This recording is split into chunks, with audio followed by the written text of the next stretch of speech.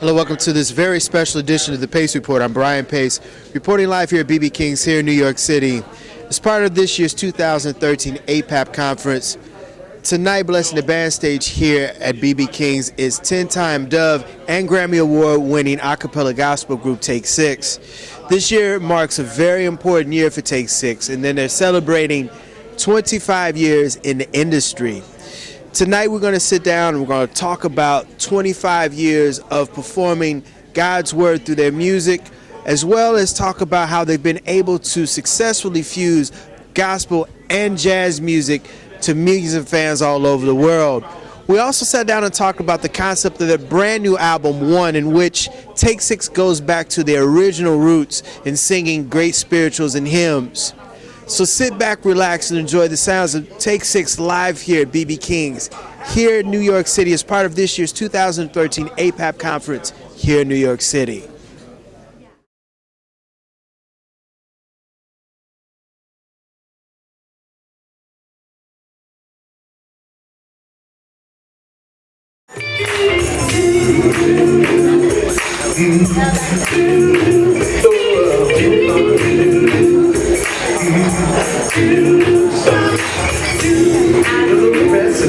For grandma's pound cake, the one that make you lick your finger. Yeah, that's the one. Maybe there's some flour in it, a little brown sugar, something with it. Perhaps some vanilla too, but I just know it's good. You know I love a sweet potato pie. Could make you want to save my life. Collard greens and mac and cheese sure sounds good to me. Don't know everything but I don't have to work for two.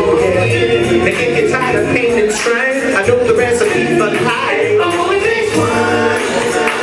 It only takes one, y'all. It only takes one.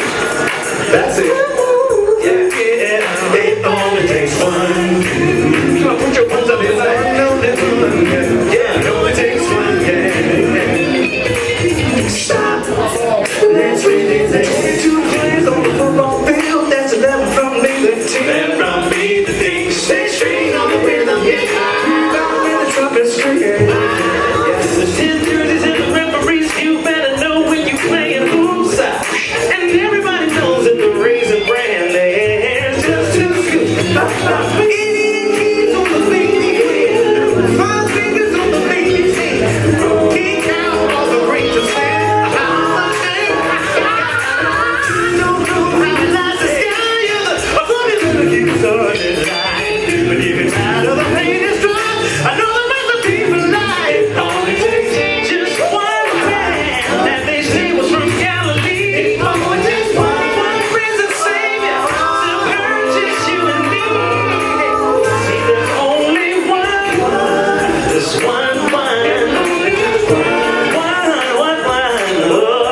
25 years, you guys have continued to do this. And what I really like about this album, and I told the other members earlier, is that you guys have gone back to the original Take Six. You go back to vintage and classic hymns and spirituals. And this album is just phenomenal from beginning to end. Oh, man, we thank you. We thank you. You know, we've always tried to put some spirituals and stuff on there, but on this particular one, you know, we just decided, you know, let's go all the way back to the beginning.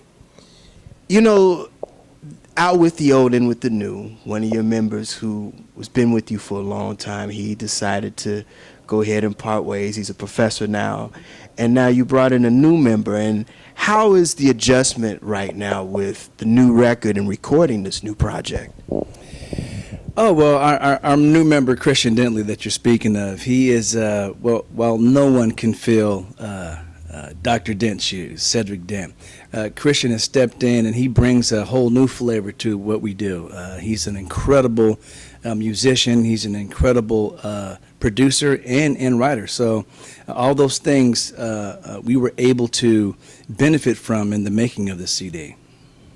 You know, the beautiful track on here, the standout track, is your duet with Stevie Wonder. And all I can say is that, you know, you guys are professionals and he's a professional, and you guys crossed paths many times throughout your 25 years. What was it like actually going into the studio and recording with him? That's a great question. I don't know that I actually was. Well, let me give you a caveat, a little sidebar. I never record with the guys. In fact, we rarely ever record with each other. We'll see each other weeks later and say, "Oh, I like what you did on your solo," or "I like the bass line." We're in 6 different parts of the world, and we upload and download and share files and all that kind of thing. But working with Stevie is incredible. He's our big brother in the industry, a great guy, always a consummate professional, and vocally, what more can you say? He's just a standard, an icon, and so the relationship we've had with Stevie is one of the ones we've truly cherished in this business.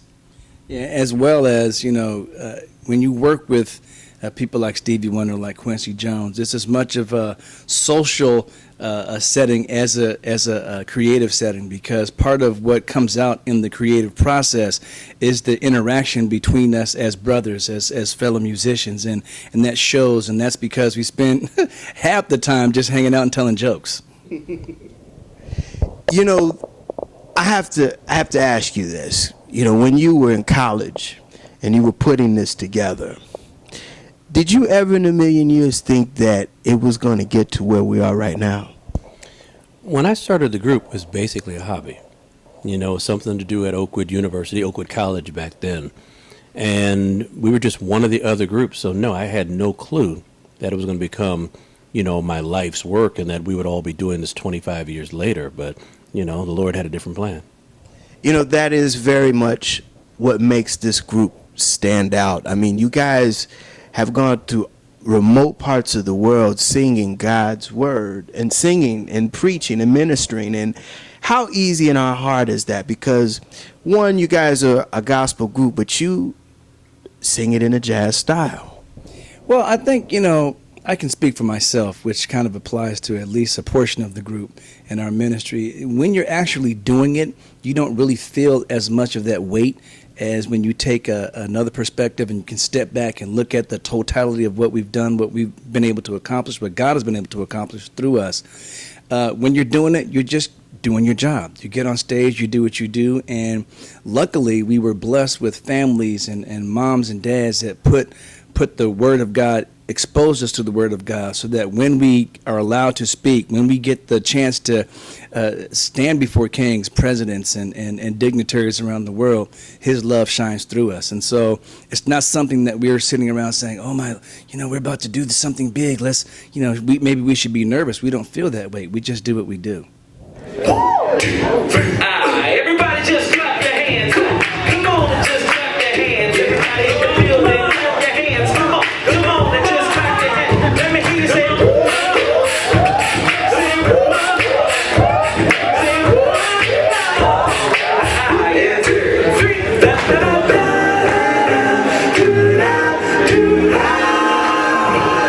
there used to be a time when God would blame somebody else. So all we need to everything that happened to me. Nothing ever changed until I turned and asked myself. I said, "Self, what's wrong with me? I can't help it. I can't fight it. The hiding seems to be me. Remember what the people say. To live, I got to be me. So I asked that for God said that I got the victory. Come on, everybody. Let's have some fun in here. Yes, we got the victory. We got the victory.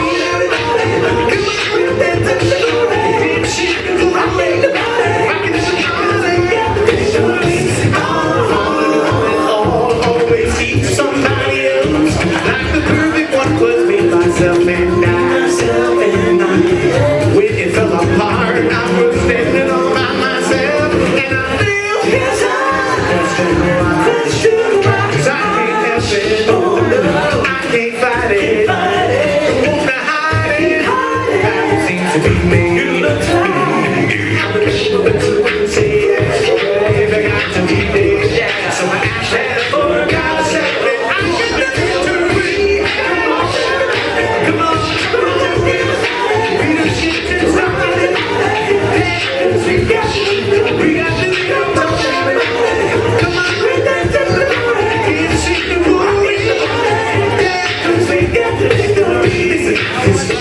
You know, one of the things that I vividly remember with that first record back in '88. He remembers that. I'm showing my age. He remembers that. I'm showing my true age. I remember that there was the whole gospel. They were really, really in tune to what you were doing. But also on the other flip side of the genre of the music, the jazz world also was really, really gravitating to the whole vocalese and the jazz style.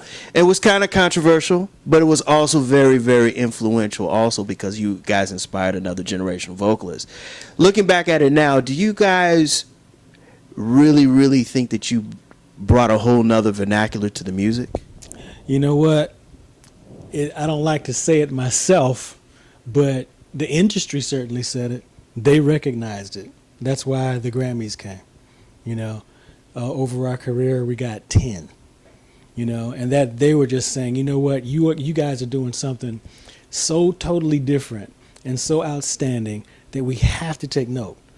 And, you know, back then when we first started doing it, you know, it was kind of an enigma to most. They didn't really know what was going on. But over the years, they figured it out. And now you got a lot of vocal groups doing that and some now. So, you know, yeah, we put our stamp out there.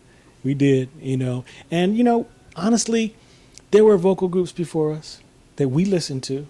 You know, nothing is new under the sun. So, you know, where we will take credit for doing what we have done, we will give honor and homage to those that came before us that gave us a little bit of bread and butter for what we do. Who were some of your influences, now that you hit that, who were some of the musical influences of your generation that you guys were kind of like, this is hot, this is basically what we need to be focused on? Well, there were our basic influences like Singers Unlimited and the High-Lows, and those were the direct influences that Mark was listening to, as far as, and also big band arrangements that helped him craft the way he would approach music. I think with each one of the rest of us, there were just different influences, you know, soloists, Stevie Wonder, other groups, Earth, Wind and Fire, female vocalists, Aretha Franklin and Whitney Houston, and, you know, whatever we were listening to and taking in, we were ingesting, and somehow that comes out in the way we might lead a song or the way we might interpret an arrangement. Even the Winans and Commission, they were there around the same time that we were. You know, Marvin, and he made such a big stamp when he came out in their, you know, very early 80s. Nobody could get out the way of that. So absolutely, we grabbed some of that, and, you know, the influence is heard in some of what we do musically. That's right. The 80s, my goodness, there was the Clark sisters, that was commissioned. It was, I mean, there was a contemporary stamp of gospel music that segued into black entertainment television, music video. That was another segue that helped your catapult your career. Tell me about how you guys kind of embraced that medium. Wow. Well, you know, when we first came out, we were like deer caught in headlights. So we didn't know what was going on. But through the change of the industry, we learned a lot, and we tried to grow and go with it. So, you know, when it came time to do videos, we were you know, testing our wings. And to be out there amongst our peers and be in, you know, on all those particular stages that you're talking about, well, that was just way awesome. But it was all new to us. You know, we didn't even know what we could do when we got into the industry. We had no idea. So, you know, it was all new territory, and we were just kind of forging our way. We look back, and we probably could have done some things a little better. You know, but it was a learning experience. So we're, you know, after 25 years, we're just glad to still be here. You know, I want to piggyback on what you just said, because, again, you know, Donnie Simpson, you know, I remember when you guys first broke bread on Donnie Simpson's Video Soul. I mean, and it wasn't just the first time. You guys, on your second record, too, you guys did that little a cappella thing. You guys really pretty much have grown throughout 25 years, and you've seen a lot of changes in the gospel industry. What are some of the things that you've had to do to kind of stay current with the times? Well, one thing is really listen to other artists. You know, the one thing, we do what we do, But just like journalists and just like people who read, they often, and our previous member, Cedric Dent, said this, often writers are also voracious readers. And so they read the works of others, and it helps to continue to expand what it is you do. Well, that's true of music as well. Often to stay creative, you've got to you got to continue listening to what's out there, and the stuff that's out there is amazing because as music moves, it transforms, it changes, it adapts, it adjusts, it becomes something else. And so we listen to all the new artists that came out. You know, there are other groups that, again, as you mentioned before, they grew up listening to us. We can learn from them, even though they've been influenced by us in some way. And the music changes. What you do, how you approach it changes. But at the same time, the root of what we do pretty much stays the same. You can adjust how you can use different cameras. You can use different ways to ask questions. But what you do remains the same. But that's how you adjust and remain relevant and creative.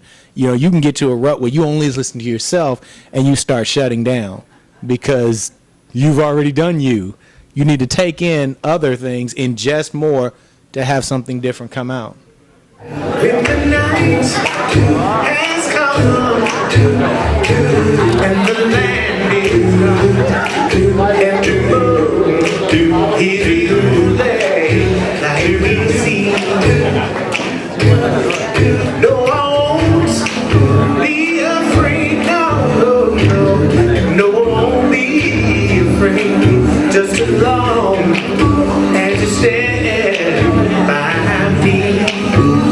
So darling, stand by me, but oh, stand by me, but oh, stand by me, stand by me, stand by me, stand by me. Come on, y'all, everybody.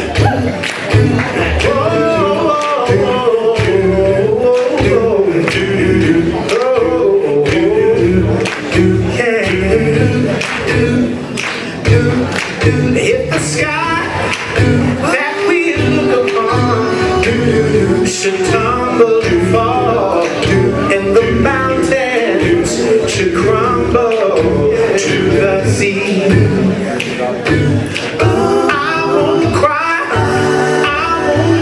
no, shed a tear, just as long as you stand by me. So darling, stand by me, oh, stand by me, oh, stand by me, stand by me. So darling, stand by me, oh, stand by me, oh, stand by me, stand by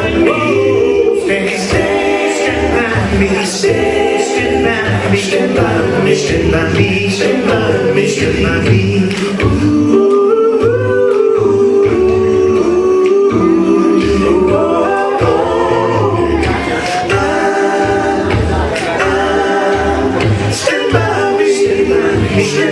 me. Christian Dentley, you are the baby, the newcomer of the group, and you have segued into this band at a very pivotal part of a crossroads of this band, the 25th anniversary, as well as one retired. He was one of the founding members of the group, and this also is the first time that you recorded with the group. One, tell me about how you've had to segue everything that you knew musically in coming into an interaction with six guys. Well, it's funny that you asked that because for me, starting as a solo artist, so to speak, and producer, it's culture shock, so to speak, going into a situation where you got five other guys being a part of a band. But the fact that I'm a musician and play with church bands and different things like that, that actually helped me to make the change over more easy. But we're talking about Take Six here. We're talking about the most amazing vocal group on the planet. So for me, even being brought into the Take Six culture, It was difficult at first because I didn't really know how much of me to bring to the table, so to speak. And I remember having a conversation with Mark Kibble one day, who was like my mentor into this whole thing.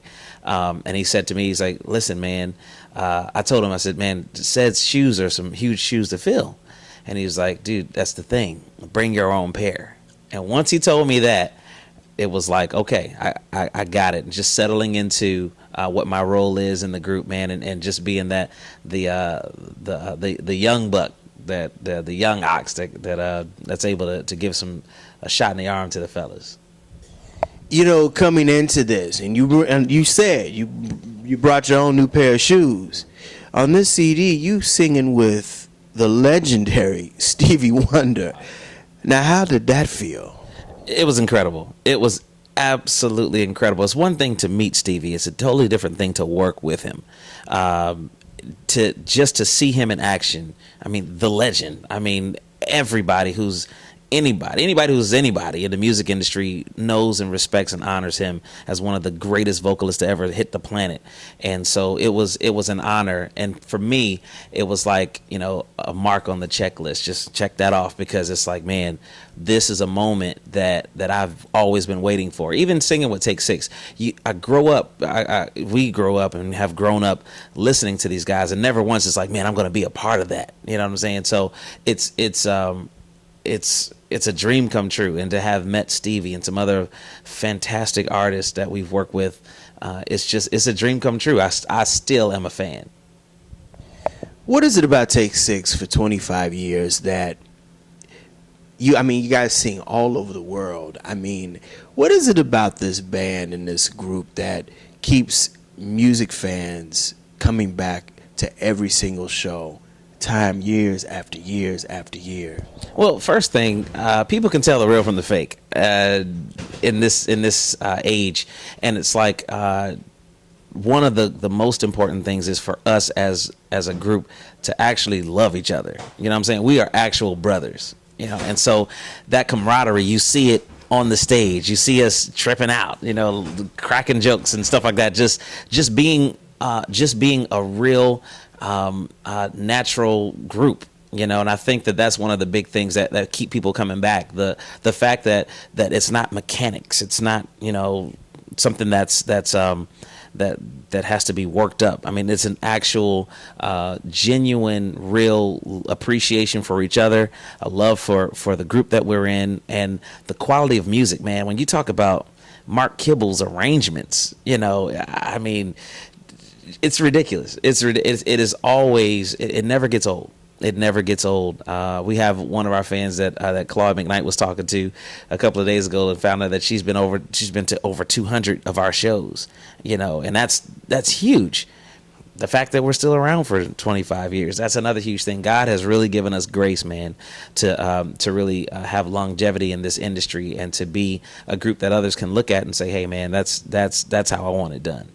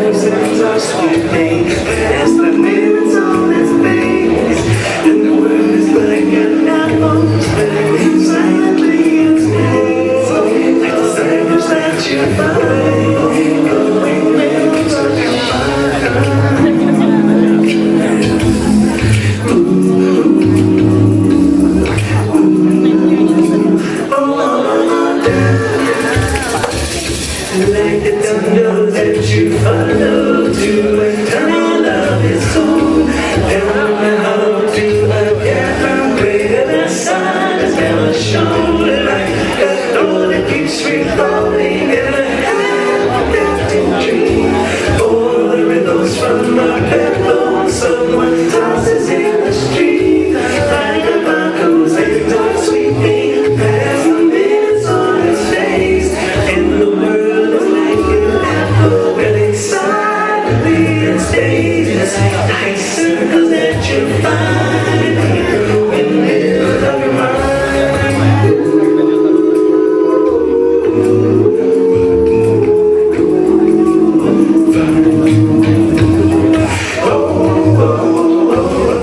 You know, throughout your career, you guys are in that great line and lineage of great male gospel vocalists. And something that is interesting about your group is that gospel music is gospel music in the terms of history is only 100 years old. And you guys have put a contemporary twist on something that Sister Martin and Thomas A. Dorsey did when they pioneered this music. Well, yeah, gospel is an American idiom, jazz is an American idiom. We've kind of combined those two things. But it's all stuff that speaks to our heart. You know, when we were in college, I know I never said we're going to sing jazz. It was just what was coming out. We were harmonizing, and you can only throw 6 guys into a chord, and it's only going to come out a certain amount of ways if you're not doubling. So that's what we were doing, and the message has always been a message of hope. You know, we grew up, and quite honestly, when we were kids, it was just, you know, they were songs, they were spiritual stuff we've heard over the years. But as time and experience and life has kicked in, now those are messages that we really cling hold to. It's messages of life. Claude, when you put this group together, did you think about the Dixie Hummingbirds? Did you think about the Soul Stirrers? Did you think about the rudiments of the beginnings of what you guys are doing? Because, I mean, you guys have some heavy shoes that you were filling in the mid-'80s. I think it's a funny thing. It's kind of like Alvin said. When I started the group, it was just 4 guys. You know, we were doing barbershop style quartet stuff, and we were doing stuff that was more in line with the Breath of Life quartet, which is a Seventh-day Adventist quartet that we grew up listening to, because that's what everybody at the time was doing. You know, you had your guy who was like Walter Artis, and you had bass. You know, you were trying to emulate them. It was only when we decided a few months into it that we wanted to be a little different that we added a 5th part, which opened things up, and then a 6th part, which enabled us to be the only group at the time on campus that had 6 members. Choosing the material for this group and this ensemble, I know that you guys had to butt heads, because I know there's some songs that everyone loves and there's some songs that everyone hates. What's the collaborative effort when you guys put these songs together? Well, I think, you know, first, anytime any one of us has an idea, you know, we have to run it by who we call the architect. Mark Kibble is the sound and soul of Take 6. We've tried many different things and say, hey, let's take it in this direction, let's take it in this direction. We are Take 6 really because of Mark. And again, that's a little homage to Mark, as our brother. But the collaborative effort comes in when someone has an idea, you develop it to an extent, then you kind of bring Mark in and you kind of see where he's coming from with that, and whoever else is in the room, we're writing together, which was really awesome about this particular project, because we were just down there in Nashville just working things out, and whoever walked into the room just jumped on the song, and a complete collaborative effort. 25 years, 10 Grammys, 10 Dove Awards. What is it that keeps music fans coming to your concerts and buying your music over and over and over again? That's a great question. What are you doing? We're really blessed. There's one thing to walk out into a huge amphitheater at the beginning of your career or the crest of your career and seeing 3,000 empty seats and like, oh, we got this. And then as your career keeps going and you look at it like, there's a lot of seats. But God has allowed us to be able to always perform, pull a great crowd, have a strong show, and have a show that represents ministry. And despite the fact that we're very rarely on radio or television, true fans, they find out about it. I don't know. I think it is because we try to represent excellence when we get up there and when we record. We always give it our best shot, and because we're representing Him. And if you can just get the 6 of us out of the way so that you can shine through, the audience, His word will not return void. And I'll just add this and sort of give a pat on the back to my brothers here, is that when we travel around the world and we go from hotel to hotel, plane to plane, bus to bus, and lugging your bags, it gets kind of old. When we get on stage, I have fun. and it's still fun for me on stage. And I can only imagine that when I talk to the people that come to the show after we're done, that's what really radiates through, the love of God as we experience how much fun we're actually having on stage. And it's just an amazing thing to see. You know, just to add to that, I was thinking about the fact that earlier in our career, people like from the record company would say you have to see them live because it's so much different than being on record. But the interesting thing for me, and I think Dave just hit on it, is I think we have more fun now than we did even when we started out. You know, I think we're more relaxed. I think we know each other better, and there's so many inside jokes amongst ourselves every night on stage that it always stays fresh, and it's a fun time for us. Last question, and this is the hardest one. What does gospel music mean to you? It's the good news, man. It's really just God's love as it relates and as we've experienced it as musicians, as gospel musicians. And really, it's our duty, even when it doesn't seem like we're singing about Jesus, to share love and to share that good news with everybody we come in contact with. A beggar telling another beggar where to find bread. Hey. That's gospel. I like that, man.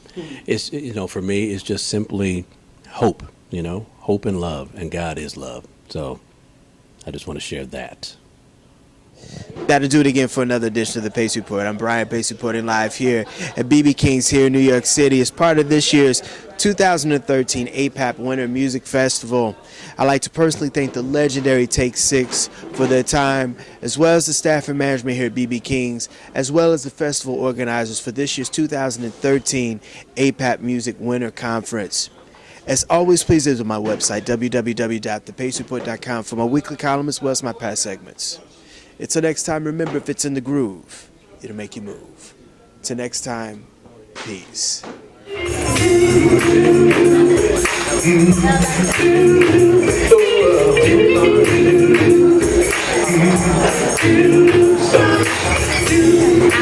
Recipe for grandma's pound cake, the one that make you lick your finger. Yeah, that's the one. Maybe there's some flour in it. Brown sugar somewhere, have some vanilla too, but I just know it's that. You know I love a sweet potato pie, but could make you want to save my life. Collard greens and mac and cheese sure sounds good to me. Don't know